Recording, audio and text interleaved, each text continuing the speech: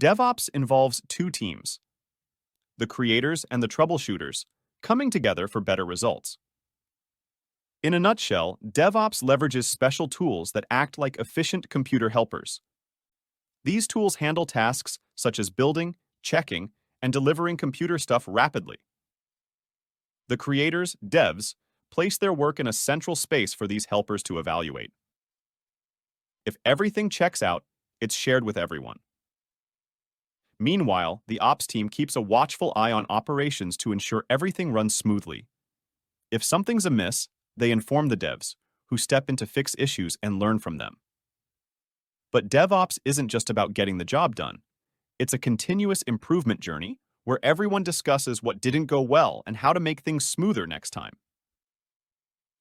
It's essentially a teamwork, where everyone collaborates, employs clever tools, and learns along the way to enhance the management of computer stuff.